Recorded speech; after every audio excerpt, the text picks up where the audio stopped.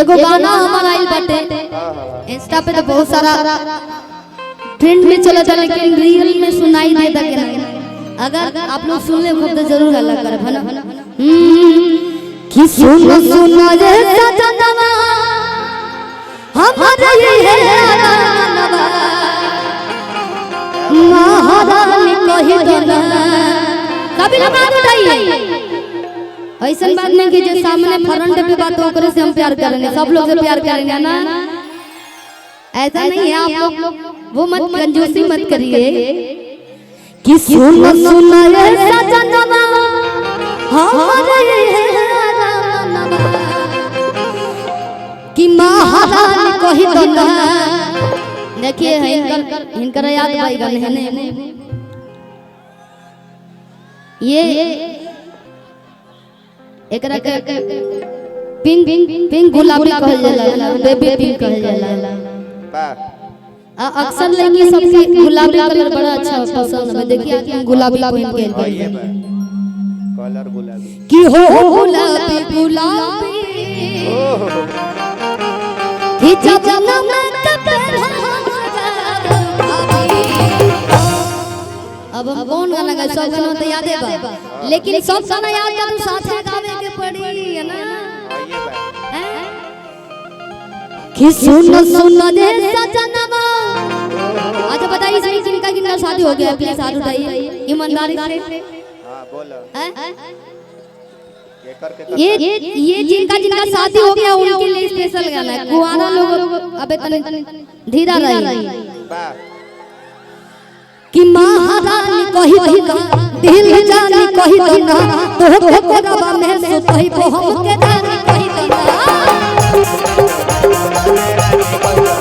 तोहर कोरबा में सुतई को महारानी कहि दो ना। सुन सुन रे सजनवा हमारी अरमानवा सुन सुन रे सजनवा हमारी दिल जानी कहि दो ना तोहके कोरबा में सुतई को हमके रानी कहि दो ना। तोहर कोरबा में सुतई को महारानी कहि दो ना।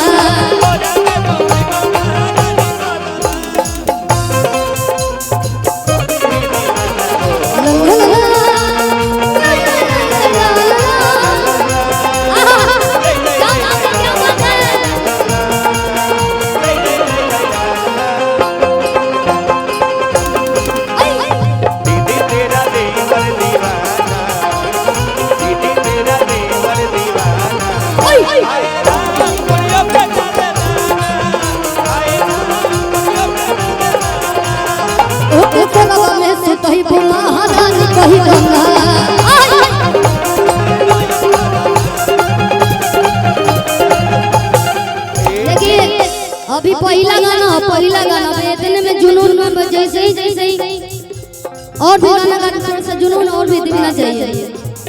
चाट चौमीन पिया चल के खियाई दो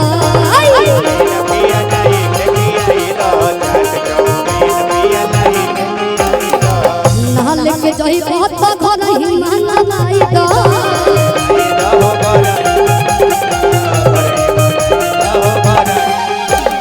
चाट चौमीन पिया चल के खियाई दो नाल के जही बहुत घर ही माना लाई दो। कि सुन सुन रे सजनवा हमारा ये अरमानवा। आपका शादी हो गया है नहीं क्यों भाई? और आप सब लड़का हो गया, लेकिन शादी हो जाए तो आप बोलेंगे ना अपने पति को क्या बोलेंगे? क्या बोलेंगे? पति के छती कर दें लोग। एक बार बोलिए माइक में क्या बोलेंगे? तनी हेले हेले के लोग नहीं सुने, तुम प्यार से बोलो। प्यार से बोला सजनवा। हाय हाय। और आप क्या बोलिएगा? ए सैया जी। हाय हाय। अब पीछे वाली क्या बोलिए लोग? कि हमके बाप कहि दो ना हमके सोना कहि दो ना तोहके कोरबा में सुतई को महारानी कहि दो ना। तोहर कोरबा